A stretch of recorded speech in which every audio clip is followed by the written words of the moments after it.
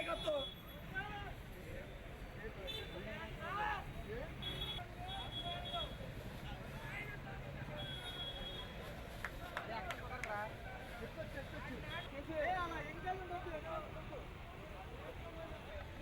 ఎక్కడ ఉన్న బొమ్మ దగ్గర ఉన్న కుర్రోళ్ళు అడవాడు చేస్తున్నారు. అది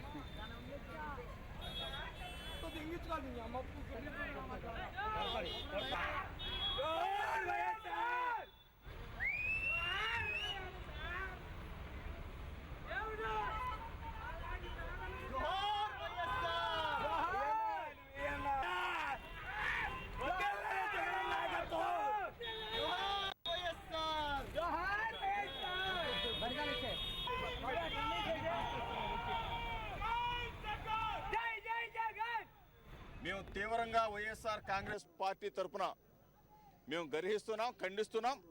మీరు ఇటువంటి ప్రతిపాదన ఏదైనా ఉంటే విరమించుకోమని చెప్పేసి కూడా వైఎస్ఆర్ కాంగ్రెస్ పార్టీ తరఫున మేము డిమాండ్ చేస్తూ ఉన్నాం.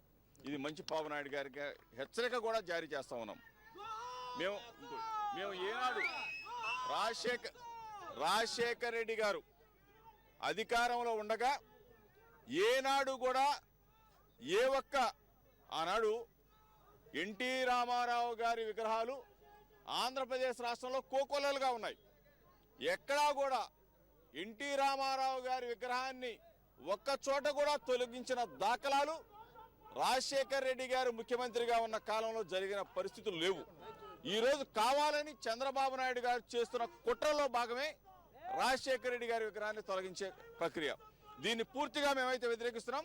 మీరు గన ఇటువంటి చర్యలు ఇవంతా పిరికి పంద చర్యలు. మీరు ఏదైనా చేయదలుచుకుంటే అభివృద్ధి చేయండి, విజయవాడని అభివృద్ధి చేయండి, క్యాపిటల్ సిటీని అభివృద్ధి చేయండి, అమరావతిని అభివృద్ధి చేయండి.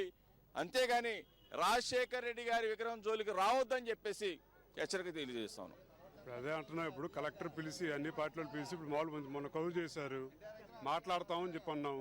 ఈ లోపల మరి ఆదరాబాదరగా అర్ధరాత్రి పూట మరి అంత అర్జెంట్ ఏమొచ్చిందో అర్థం కావట్లేదు. అది కేవలం చంద్రబాబు ఇటు నుంచి రాత్రిపూట వెళ్తాడు, ఇంటికి లేదు పొద్దునపూట ఆఫీస్కి వెళ్తాడని చెప్పని రాజశేఖర రెడ్డి గారు విగ్రహం చూడలేక ఈర్షతోటి చేస్తున్నాడు తప్ప వేరే కారణం చెప్పండి ఏమి లేదు.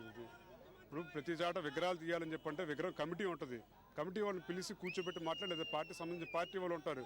అసలు ఎటువంటి ఏవి లేకుండా ఊరికి మేము చెప్పాము, మేము పీకేస్తామని చెప్పని అర్ధరాత్రి దొంగల్లాగా వచ్చి అది కాదు. గవర్నమెంట్లో ఉన్న వాళ్ళు అధికారులు అంత అర్ధరాత్రి పూట రావాల్సినంత అవసరం ఉంది. అసలు అది వాళ్ళు చేసే పని తప్పు కాబట్టి అర్ధరాత్రి పూట వస్తున్నారని చెప్పని ఇది ఎట్టి పరిస్థితుల్లో రాజశేఖర రెడ్డి విగ్రహం తీయడానికి ప్రసక్తి లేని లేదు, ఎవరు ఊరుకునే ప్రసక్తి లేదు.